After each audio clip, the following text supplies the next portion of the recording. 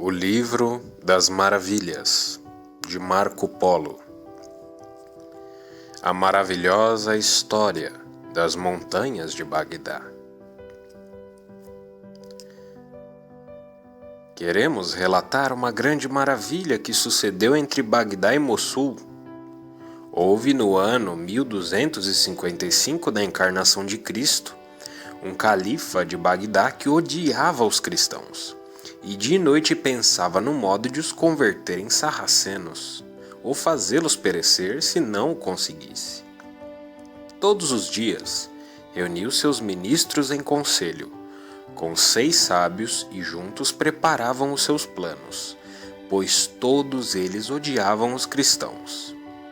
Um dia o califa e os sábios que o rodeavam encontraram no Evangelho este período: se um cristão tem tanta fé como um grão de areia, com a sua oração obterá de Deus que se juntem 2 montanhas. Quando acabou de ler este trecho, o califa alegrou-se imensamente, porque viu nele um pretexto para converter os cristãos à religião sarracena, ou perdê-los a todos. Mandou o califa então reunir os cristãos do seu reino e, quando se encontraram na sua presença, indicou-lhes o Evangelho e fê-los ler o texto. Depois de inteirados dele, perguntou-lhes se aquilo era verdade. Os cristãos responderam-lhe que era essa a única verdade. Dizei, pois, replicou o califa, que quem tem fé com as orações feitas a Deus é capaz de juntar 2 montanhas? Assim é, volveram os cristãos. Ofereço-vos uma alternativa, disse o califa. Posto que sois cristãos, deve haver entre vós quem tenha um pouco de fé, de modo que fareis mover aquela montanha que vedes daqui, a menos que vos convertais à lei de Mafoma, e assim estareis na verdadeira fé e vos salvareis. Dou-vos, pois, 10 dias para conseguirdes isto. Se ao cabo não o houverdes feito, condenar-vos-eis a todos à morte. Dito isto, calou-se o califa e mandou os cristãos embora. As palavras do califa infundem terror aos cristãos. Ouvindo isso, os cristãos tiveram grande receio de morrer. Contudo, confiavam no seu Criador, que os livraria de tão duro transe. Os sábios cristãos reuniram-se em conselho, pois havia arcebispos, bispos e sacerdotes entre eles. Mas nada mais puderam fazer do que rezar a Deus nosso Senhor, para que em sua grande misericórdia os inspirasse nessa ocasião e os fizesse escapar de uma morte certa, se não executassem aquilo que o califa lhes tinha exigido. Sabei, pois, que dia e noite se prostravam em oração e rezavam devotamente ao seu Salvador, Deus do céu e da terra, para que os socorresse no duro transe em que se viam. Permaneceram 8 dias e 8 noites orando, homens, mulheres e crianças. Aconteceu que um anjo do Senhor apareceu a um bispo, que era homem de vida santa e imaculada, e lhe disse: vai junto de um sapateiro, que só tem um olho. Dir-lhe-ás que reze para que a montanha se mova, e a montanha mudará de local. Eu lhes contarei como era a vida deste sapateiro. Em verdade vos digo que era homem honrado e casto. Comungava com frequência e a sua alma não estava manchada por pecado algum. Ia à missa diariamente e frequentava a miúde a igreja. Tinha maneiras tão gentis e uma vida tão exemplar que não havia pessoa melhor 100 léguas em volta. Uma coisa atesta que tenho direito a dizer que era homem de grande fé. Havia ouvido várias vezes que no Evangelho se dizia: se o olhar vos fizer pecar, é preciso arrancar os olhos ou proceder de modo que não voltem a pecar. Ora, um dia chegou à sua casa uma bela senhora para lhe comprar uns sapatos.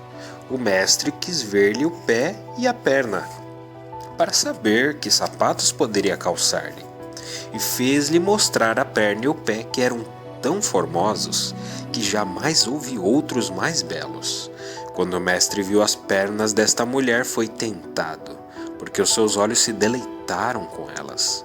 Então deixou a senhora ir-se embora e não quis vender-lhe os sapatos. E quando ela se afastou, o sapateiro disse de si para si: "Ah, desleal e perverso, em que pensas?" E pegando numa sovela, deu um corte num olho, de tal sorte que o vazou e nunca mais viu com ele. Assim este bom sapateiro sacrificou um dos seus olhos, e certamente era um homem santo.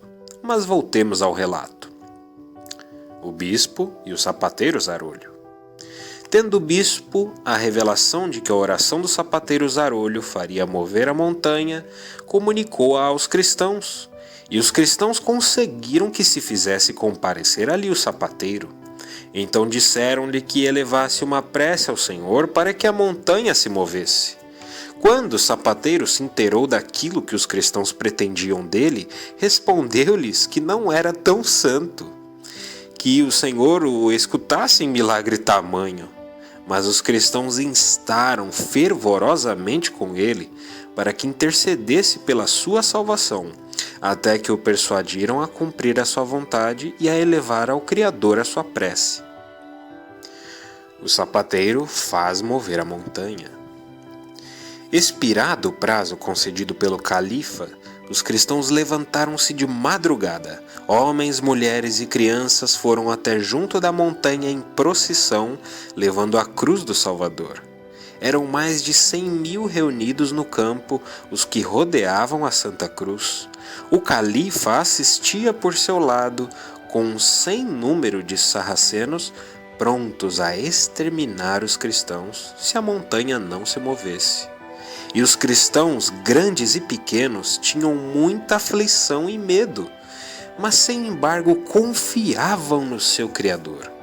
Quando todos, cristãos e sarracenos, se encontravam reunidos no vale, o sapateiro ajoelhou-se ante a Santa Cruz e, alçando os braços ao céu, implorou ao Salvador a graça de mover a montanha, para que os cristãos não tivessem que morrer de morte adversa. E acabada que foi a sua oração, pedindo a clemência do céu, a montanha principiou a agitar-se e a mover-se violentamente. E assim que o califa e os sarracenos viram isto, deixaram-se tomar de surpresa, e mais do que um se converteu, e o próprio califa se fez secretamente cristão.